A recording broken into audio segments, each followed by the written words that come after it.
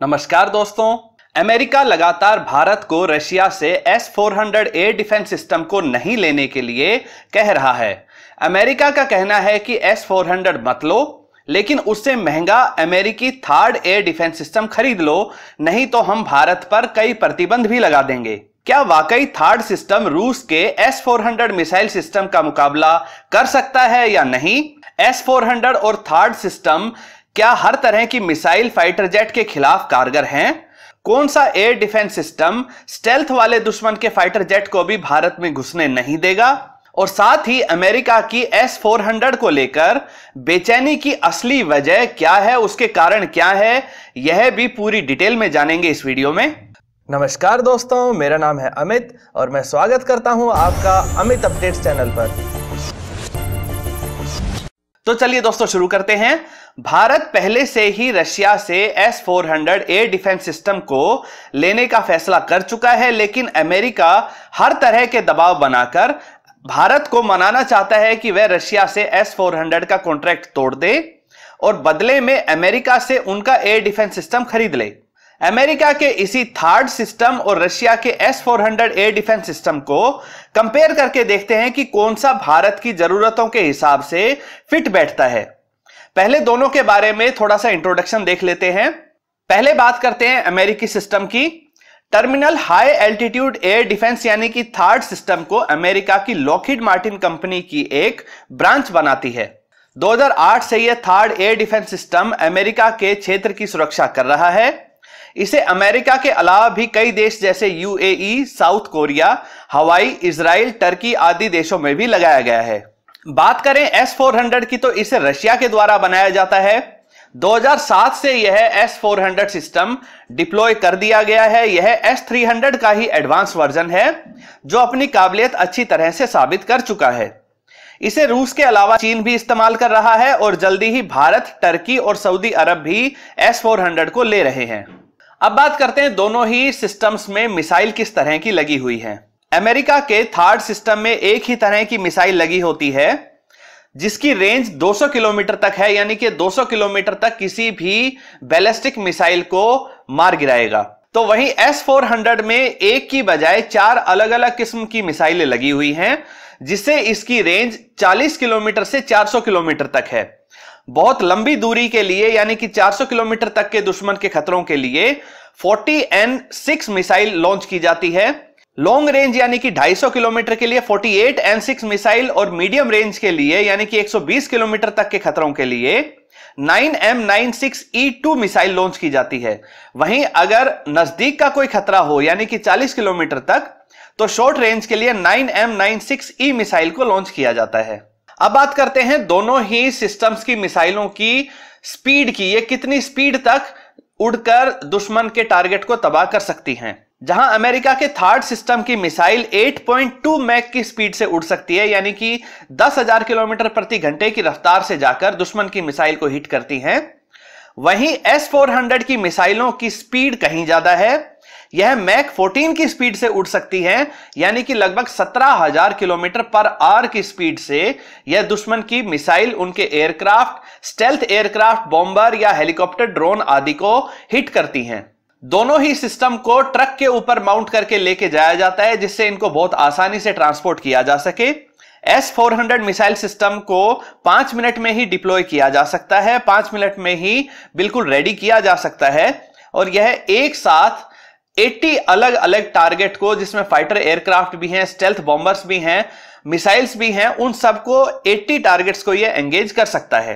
Third system में इतनी काबिलियत नहीं है। थर्ड सिस्टम भी जल्दी ही डिप्लॉय हो जाता है, लेकिन यह एक साथ इतने टारगेट को एंगेज नहीं कर सकता है। अब इन दोनों एयर सिस्टम्स को मिसाइल के अगेंस्ट चेक करके देखते हैं।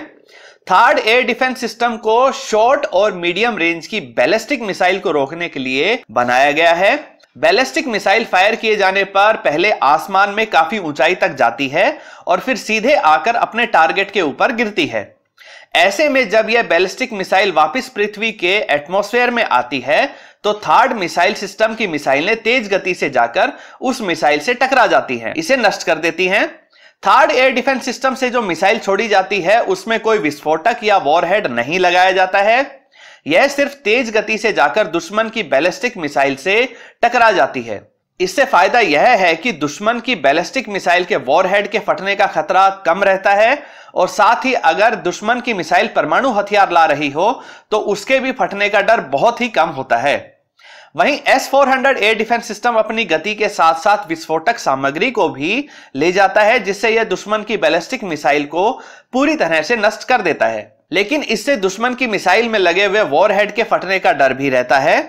हालांकि यह टक्कर हवा में इतनी ऊपर होती है कि उसका नुकसान नीचे जमीन पर बहुत कम या बिल्कुल नहीं होता है। थर्ड सिस्टम को ज्यादा बड़ी व ज्यादा तेज गति वाली बैलिस्टिक मिसाइल को रोकने में भी समस्या आती है, परंतु S-400 इसे आसानी से कर लेता है। अब बात करते हैं दूसरे फाइटर जेट, बॉम्बर्स या ड्रोन्स या क्रूज मिसाइल के बारे में। थर्ड सिस्टम तेज गति से अपना रास्ता लगातार बदलती हुई क्रूज मिसाइल्स को नहीं रोक पाती है, साथ ही दुश्मन देश के बॉम्बर्स, फाइटर जेट या ड्रोन्स को भी नहीं रोक पाती है। साथ ही थर्ड एयर डिफेंस सिस्टम दुश्मन के स्टेल्थी फाइटर जेट के खिलाफ भी नाकाम साबित होता है और वहीं S-400 मिसाइल डिफेंस सिस्टम दुश्मन देश की तरफ से भेजे गए सभी खतरों को हवा में मार गिराता है, फिर चाहे तेज गति से आते हुए फाइटर जेट हो या कोई मिसाइल हो। यह दुश्मन के हेलीकॉप्टर, ड्रोन, बॉम्बर्स, आवास प्लेन आदि को भी नहीं छोड़ता है, सभी को पूरी एक्यूरेसी के साथ नष्ट कर देता है। तो हम साफ तौर पर कह सकते हैं कि थर्ड की बहुत लिमिटेड कैपेसिटी है।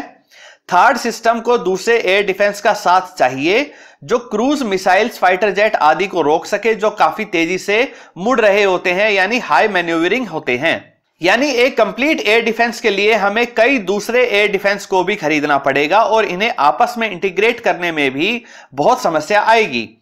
अलग अलग एयर डिफेंस अलग अलग प्रणाली को इस्तेमाल करते हैं, उनके सिस्टम अलग होते हैं, इसलिए आपस में एक साथ मिलकर सटीक तरीके से यह काम कर पाएंगे या नहीं यह कहना बहुत मुश्किल है। सिस्टम्स का आपस में कोऑर्डिनेशन खराब बहुत जल्दी हो सकता है। वहीं S-400 एक ट्रू ऑलराउंडर है, यह सभी तरीकों के हमलों को एक ही प्रणाली से रोक सकता है, जिससे बेहतरीन एयर डिफेंस मिलता है। इसे दूसरे सिस्टम्स की आवश्यकता नहीं होती है। अगर दूसरे एयर डिफेंस सिस्टम भी S-400 के अलावा अलग प्रणाली पर काम करते हैं तो इससे एयर डिफेंस और ज्यादा मजबूत ही होगा। इसके अलावा थर्ड व S-400 एयर डिफेंस सिस्टम को लेते समय कुछ और बातों का भी ध्यान रखना होगा। पहला तो यह कि रशिया जो है वो किसी भी तरह के इस्तेमाल के ऊपर रोक टोक नहीं लगाता है, वो किसी तरह की टर्म्स और कंडीशंस नहीं लगाता है, जबकि अमेरिकी हथियारों के साथ हमेशा एंड यूजर एग्रीमेंट आता है, यानी कि किस दुश्मन के खिलाफ हम उसे इस्तेमाल कर सकेंगे और किसके खिलाफ नहीं, यह भारत नहीं अमेरिका डिसाइड करेगा। इसके अलावा यह भी देखना होगा कि भारत मुख्य तौर पर S-400 एयर डिफेंस सिस्टम को चाइना और पाकिस्तान के खतरों को देखते हुए ले रहा है। S-400 सिस्टम चाइना के पास पहले से है, इसलिए चाइना इस सिस्टम को जानता है, इसकी काबिलियत को पहचानता है। थर्ड सिस्टम चाइना के लिए नया है। थर्ड सिस्टम वैसे भी साउथ कोरिया में डिप्लॉय किया गया है और चाइना नहीं चाहेगा कि उसके बॉर्डर के नजदीक भारत भी थर्ड सिस्टम को उसके खिलाफ डिप्लॉय करे। लेकिन समस्या यह है कि थर्ड सिस्टम अकेला काम नहीं कर सकता है, इसकी बहुत लिमिटेड यूज है, जबकि S-400 सस्ता है और इसके यूज बहुत ज्यादा हैं। यह अलग अलग किस्म के टारगेट्स को, क्रूज मिसाइल, फाइटर जेट को, स्टेल्थ एयरक्राफ्ट को, बॉम्बर्स को, ड्रोन्स को, सबको निशाना बना सकता है। दोस्तों अब बढ़ते हैं हमारे दूसरे सवाल की तरफ कि अमेरिका क्यों पैट्रियट और थर्ड सिस्टम को भारत को कैसे भी बेचने के लिए तरह तरह के हथकंडे अपना रहा है। कभी दोस्ती की दुहाई देता है, कभी प्रतिबंधों का डर दिखाकर, कभी यूएन में मसूद अजहर को अंतर्राष्ट्रीय आतंकवादी घोषित करवाने के एहसान की कीमत समझाता है। आइए जानते हैं कुछ कारण कि क्यों अमेरिका खास तौर पर रूस के S-400 मिसाइल सिस्टम से डरा हुआ है। तो सबसे पहला है भारत का विशाल फाइटर जेट मार्केट। अमेरिका अपने डिफेंस सिस्टम में जो फ्रेंड और फोर सिस्टम लगाता है वह पूरी तरह से अमेरिकी सिस्टम और अमेरिकी फाइटर जेट्स, ड्रोन्स, हेलीकॉप्टर आदि के हिसाब से बनता है। ऐसे में अगर भारत थर्ड एयर डिफेंस को खरीदता है तो इसका पूरा फायदा उठाने के लिए भारत को मौजूदा MMRCA डील में भी अमेरिका के F-16 या FA-18 सुपर हॉर्नेट को खरीदना पड़ेगा। अमेरिका का सिस्टम भारत के सुखोई 30 MKI और MiG-21, MiG-29 आदि फाइटर जेट को दुश्मन देश का समझकर उन्हें ही निशाना बना सकता है। इसके लिए America in Russian fighter jets में भी नए फ्रेंड और फोर सिस्टम लगवाएगा। जिससे न सिर्फ अमेरिका को अतिरिक्त पेमेंट मिलेगी, साथ ही अमेरिका को इन रशियन फाइटर जेट को नजदीक से परखने का मौका भी मिल जाएगा। रशिया इस बात को बिल्कुल पसंद नहीं करेगा और इससे भारत व रूस के रिश्ते खराब होंगे, जिससे भारत को रशिया के साथ स्पेयर पार्ट्स और मेंटेनेंस में भी समस्या आएगी। दूसरे पॉइंट की बात करें, भारत अगर रशियन S-400 डिफेंस सिस्टम को लेता है तो ऐसे में अमेरिका अपने फाइटर जेट्स को इसके सामने बारीकी से परखने का खतरा नहीं लेगा। अमेरिका को पता है कि उसके फाइटर जेट, खासतौर पर स्टेल्थ फाइटर जेट जैसे कि F-35 की सारी मार्केटिंग खराब हो सकती है। लोगों को जब S-400 के माध्यम से इसकी कमियां और लिमिटेशंस पता लग गई तो फिर अमेरिकी हथियारों और फाइटर जेट्स को खरीदने से वो पीछे हट सकते हैं। अमेरिका S-400 के इस बढ़ते दायरे को रोकने की पूरी कोशिश कर रहा है। S-400 रशिया और चाइना के पास है। भारत, टर्की और उसके बाद सऊदी अरब भी यही एयर डिफेंस सिस्टम लेने वाला है। इससे एक तरह से इन देशों का एयर स्पेस दुश्मन देश के फाइटर जेट्स के लिए नो फ्लाई जोन बन सकता है और इन देशों के दुश्मन देश जैसे कि सऊदी अरब, टर्की के लिए इजराइल और भारत के लिए पाकिस्तान आदि के पास अमेरिकी फाइटर जेट, हेलीकॉप्टर व ड्रोन ही ज्यादा है। तो इससे ये देश बहुत जल्दी अपने अमेरिकी हथियारों पर भरोसा खो सकते हैं। इससे अमेरिकी हथियारों की सेल्स और ज्यादा कम हो सकती है। अगले पॉइंट की बात करें तो इनडायरेक्टली अमेरिका रशिया को हराना चाहता है। अमेरिका अपने पैसे, अपनी धमकी, प्रतिबंधों आदि से दुनिया भर में अपनी डिप्लोमेसी के माध्यम से रूस की कमाई का एक बड़ा साधन यानी कि हथियारों की सेल्स को बड़ा नुकसान पहुंचा सकता है। रशिया पहले ही कमजोर इकोनॉमी से परेशान है और ऐसे में इस तरह का नुकसान उसे अमेरिका के सामने एक जबरदस्त सुपर पावर बने रहने नहीं देगा। इससे रशिया न सिर्फ अपना रुतबा खो देगा बल्कि भविष्य में भी ज्यादा ताकतवर और आधुनिक S-400 जैसे हथियार बनाने की उसकी क्षमता भी प्रभावित होगी। एक बड़ा पॉइंट यह भी है कि S-400 अमेरिकी प्रतिबंधों का डर पूरी तरह से खत्म कर सकता है। अमेरिका अपने दबदबे से आसानी से दूसरे देशों पर प्रतिबंध लगाकर उनकी इकोनॉमी को बर्बाद कर देता है, जिससे ये देश अमेरिका के सामने बेबस हो जाते हैं। यह खेल America Iran, north Korea, Venezuela आदि देशों में खेल चुका है, लेकिन हाल ही में जैसे टर्की ने भी अमेरिका को चिढ़ाकर S-400 की डील कर ली है, नॉर्थ कोरिया, चाइना और रशिया की सपोर्ट से अभी तक चल रहा है, उसी तरह से आज के भारत को अमेरिका प्रतिबंधों से परेशान नहीं कर पाएगा। भारत की इकोनॉमी कहीं बड़ी हो चुकी है और साथ ही 135 करोड़ की पॉपुलेशन के साथ भारत के पास बहुत बड़ा बाजार भी है। इससे अमेरिका किसी भी तरीके से भारत को दबा नहीं पाएगा और हारकर अपने प्रतिबंधों को हटाने पर मजबूर हो जाएगा। इससे एक संदेश दुनिया भर में जाएगा कि अब अमेरिकी प्रतिबंधों की कोई वैल्यू नहीं बची है।